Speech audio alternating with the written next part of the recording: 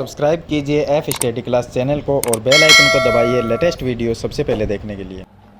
Hello friends, आज इस video में हम आयत का परिमाप और क्षेत्रफल निकालना सीखेंगे, लेकिन उससे पहले आयत के बारे में कुछ बातें हम जान लेते हैं। तो सबसे पहले पॉइंट नंबर 1 ये है कि आयत है वो क्या है। तो आयत एक चतुर्भुज होता है जिसमें आमने सामने एक भुजाएं बराबर होती है और प्रत्येक कोण 90 डिग्री होता है। यहाँ पर मैंने एक दो आकृति और बनाई है, ये भी चतुर्भुज है और ये आकृति है वो भी चतुर्भुज है और आयत भी एक चतुर्भुज है, लेकिन इनकी जो परिभाषा है वो अलग अलग है। अगर इस चतुर्भुज की और हम इस चतुर्भुज की बात करें तो चतुर्भुज की एक सिंपल सीधी परिभाषा है कि चार भुजाओं से घिरी बंद आकृति को हम चतुर्भुज कहते हैं।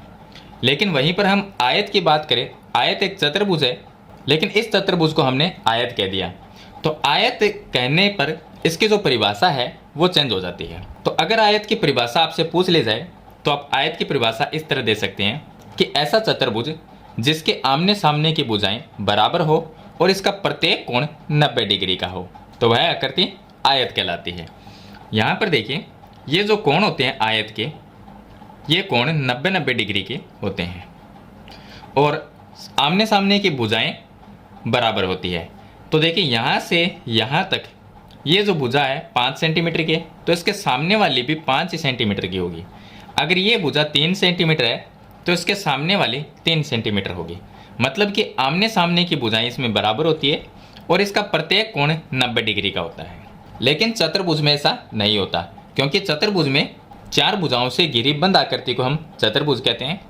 इसमें कोई ऐसी शर्त नहीं है कि इसका कोण कितना होगा और उसमें भुजाएं हैं वो बराबर होगी, तो ऐसी कोई शर्त नहीं है। अब बात करते हैं हम आयत के परिमाप की। तो आयत का परिमाप क्या होता है? आयत के अंदर ये चार भुजाएं हैं, एक ये भुजा है, एक ये भुजा है, तीसरी ये भुजा है और चौथी ये भुजा है। तो इस तरह से चार भुजाएं हैं इसके अंदर। तो चार भुजाओं की जो दूरी है, इनको अगर हम जोड़ देते हैं तो वो इसका परिमाप कहलाता है। परिमाप का मतलब ही देखिए, परि का मतलब होता है चारों ओर और माप का मतलब होता है दूरी। मतलब इसके चारों तरफ की जो दूरी है, इस दूरी को अगर हम जोड़ देते हैं तो इसका परिमाप आ जाएगा, मतलब आयत का परिमाप। और इसके क्षेत्रफल की बात करें तो इसके जो अंदर का जितना ही भाग है वो इसका क्षेत्रफल होता है। तो चलिए पहले हम आयत का परिमाप ज्ञात करते हैं।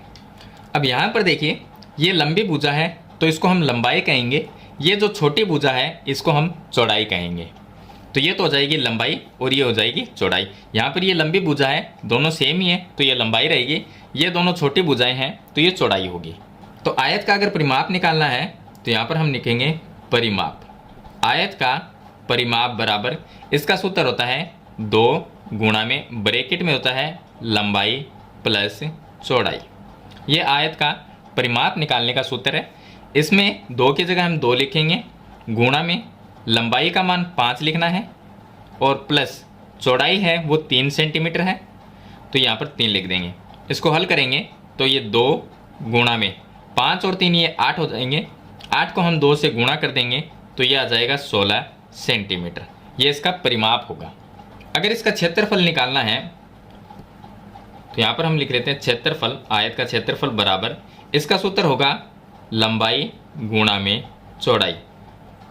सिंपल सा फॉर्मूला है। लंबाई है 5 सेंटीमीटर, चौड़ाई है 3 सेंटीमीटर, तो यहाँ पर 5 गुणा चौड़ाई इसकी 3 आ जाएगी। तो 5 को 3 से गुणा कर देंगे, ये आ जाएगा 15 सेंटीमीटर। 15 centimetre square. क्षेत्रफल हमेशा स्क्वायर में आता है, इसलिए यहाँ पर 15 सेंटीमीटर स्क्वायर इस आयत का क्षेत्रफल होगा। तो इस तरह से आप आयत का परिमाप और क्षेत्रफल निकाल सकते हैं। तो मेरे ख्याल से आप आयत का परिमाप और क्षेत्रफल निकालना सीख गए होंगे। फिर भी इसके बारे में कोई सवाल या सुझाव है तो मुझे कमेंट बॉक्स में जरूर लिखना। वीडियो पसंद आए तो इसे लाइक और शेयर जरूर कर देना। इस चैनल पे आप नए हैं तो सब्सक्राइब करना। हम मिलते हैं नेक्स्ट वीडियो में, तब तक के लिए थैंक यू।